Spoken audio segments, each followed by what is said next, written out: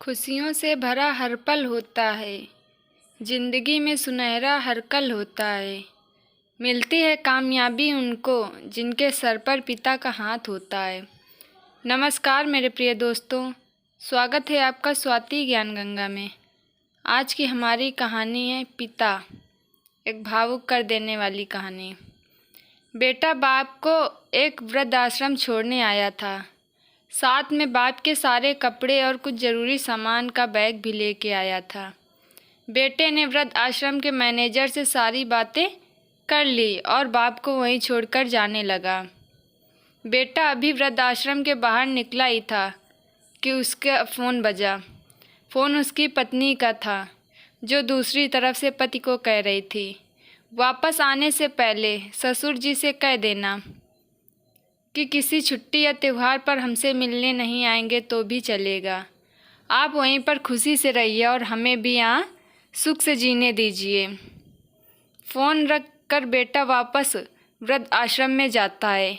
बेटे की नज़र अपने बूढ़े पिता पर पड़ती है, जो वृद्ध आश्रम के मैनेजर से हंस हंस कर बातें कर रहे थे।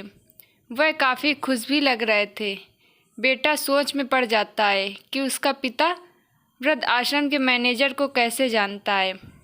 थोड़ी देर इंतज़ार करने के बाद जब उसका पिता मैनेजर से दूर जाता है, तब बेटा मैनेजर के पास पहुंच जाता है और उससे पूछता है कि आप मेरे पिताजी को कैसे और कब से जानते हैं।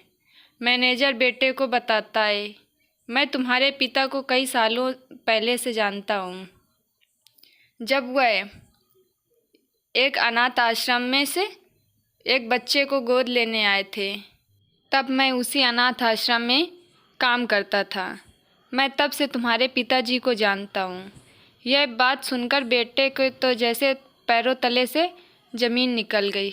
वह सोचने लगा कि जिस पिता ने मुझको एक अनाथ होने के बाद भी मुझे कभी अनाथ होने का एहसास नहीं होने दिया, आज मैं बुढ़ापे में उसका सहारा ही छीन रहा हूँ।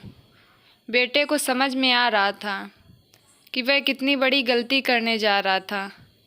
तब बेटा अपने पिता के पास रोते हुए पहुंचा और अपने पिता से माफ़ी मांगने लगा।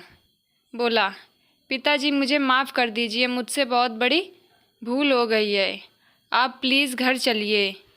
पिता ने साफ मना कर दिया, नहीं बेटा, मैं घर नहीं जा सकता। जहाँ मेरी इज्जत नहीं है मैं वहाँ कैसे रह सकता हूँ। मान सम्मान ही इंसान की सबसे बड़ी दौलत होती है। तुमने तो वही हमसे छीन ली। अब बताओ मैं कैसे वहाँ रह सकता हूँ जहाँ मेरी कोई इज्जत ना हो।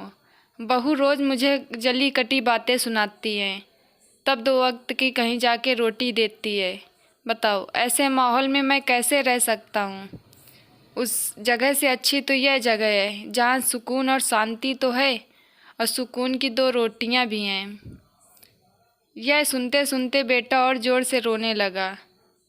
बोला, पिताजी प्लीज़ मुझे माफ़ कर दीजिए, मुझे और शर्मिंदा मत कीजिए। ऐसा कहते कहते बेटा और रोने लगा, क्योंकि उसको अपने किए पर पछतावा हो रहा था। पिता ने अपने बेटे को भी गले लगा लिया। था तो एक पिता ही, एक पिता का ही तो दिल था उसके अंदर।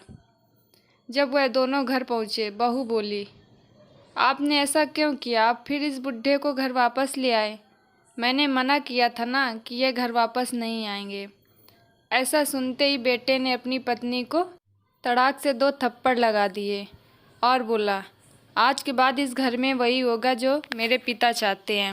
दोस्तों, अपने माता पिता की कदर करना सीखो, क्योंकि आप नहीं जानते होंगे कि उन्होंने आपसे क्या क्या छुपा रखा है, कितने बलिदान, कितने त्याग उन्होंने आपके लिए किए हैं।